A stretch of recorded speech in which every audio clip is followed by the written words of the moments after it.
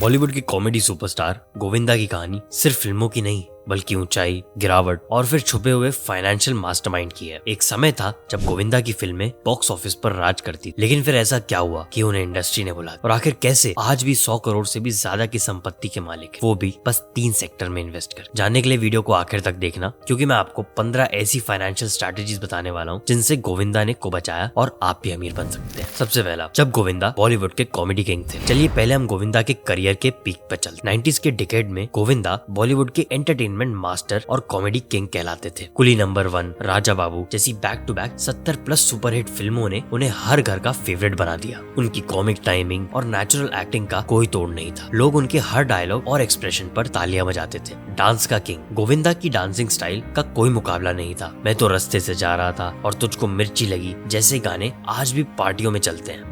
उनकी फिल्में ऐसी होती थी कि हर उम्र के लोग उन्हें फैमिली के साथ देखना पसंद करते थे। गोविंदा के हर किरदार में एक मासूमियत और चुलबुला अंदाज था जो सीधे दर्शकों के दिल को छू जाता था। उन्होंने कॉमेडी, रोमांस और इमोशंस का एक ऐसा तड़का लगाया कि उन्होंने खुद के लिए एक अलग फैन बेस बना लिया। गोविंदा जैसा स्टार कोई नहीं, ये कहना गलत नहीं होगा कि उन्होंने अपने वक्त पर बॉलीवुड को अपने कंधों पर संभाला। उनकी फिल्मों की सबसे बड़ी खासियत ये थी कि गोविंदा स्क्रीन पर आते ही एंटरटेनमेंट की गारंटी बन जाते थे। चाहे वो बड़े शहरों के थिएटर हो या छोटे गाँव के टॉकीज, हर जगह उनकी फिल्में हाउसफुल जाती थी। दूसरा, गोविंदा का डाउनफॉल और कंट्रोवर्सीज। फ्लॉप फिल्मों की लाइन। 2000 के दशक में गोविंदा की फिल्में लगातार फ्लॉप होने लगी। नई जनरेशन के एक्टर आ गए और उनका पुराना स्टाइल लोगों को कम पसंद आने लगा। कंट्रोवर्सीज और गुस्सा। गोविंदा के गुस्से की कहानियां इंडस्ट्रीज में मशहूर है, जैसे सेट्स पर लेट आना। गोविंदा का सेट पर लेट आना और लेट पहुंचना और प्रोड्यूसर्स को इंतजार कराना उनका सबसे बड़ा डैमेजिंग फैक्टर साबित। डायरेक्टर्स ने उन्हें अनप्रोफेशनल कहना शुरू कर दिया। को स्टार्स के साथ झगड़े। फिल्मों के दौरान कई को स्टार्स के साथ उनके झगड़े की खबरें सामने आई। इससे उनकी इमेज और खराब। डेविड धवन से रिश्ता टूटना। गोविंदा और डेविड धवन की जोड़ी ने बॉलीवुड को सबसे बड़े हिट्स दिए, लेकिन समय के साथ गोविंदा ने आरोप लगाया कि डेविड धवन ने उन्हें छोड़ दिया। गोविंदा का बयान ये था कि मैंने उनके लिए 18 सुपरहिट फिल्में की, लेकिन एक वक्त ऐसा आया जब उन्होंने मुझे फोन तक करना बंद कर दिया। फिल्में छोड़ना। गोविंदा ने कई बार साइन की हुई फिल्में छोड़ दी या काम अधूरा छोड़ दिया। इंडस्ट्रीज में ये बातें उनके खिलाफ जाने लगी। बॉलीवुड बैन का आरोप। गोविंदा ने कई बार इंटरव्यू में कहा कि बॉलीवुड लॉबी ने उन्हें साइडलाइन कर दिया। उनकी फिल्में रोक दी गई और बड़े प्रोड्यूसर्स ने उनसे किनारा कर लिया। जब विवादों ने उन्हें इंडस्ट्री से बाहर कर दिया, तब गोविंदा ने कई बार वापसी करने की कोशिश करी।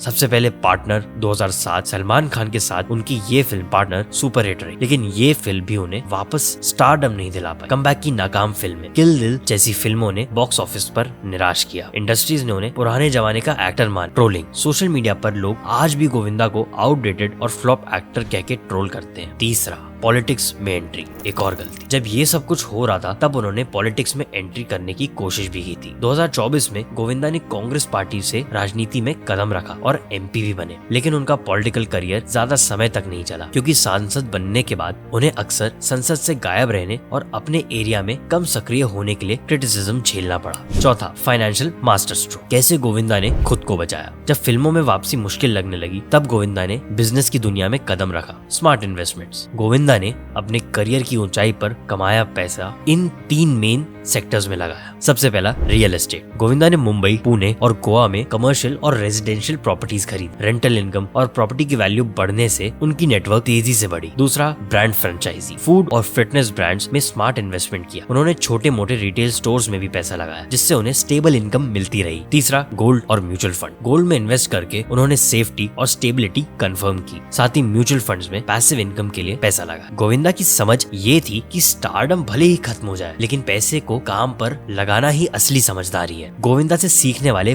15 बिजनेस और लाइफ लेसन्स जो आपकी लाइफ चेंज कर सकता है। फर्स्ट, पैसों को काम पर लगाओ, सेविंग्स को इन्वेस्ट करो।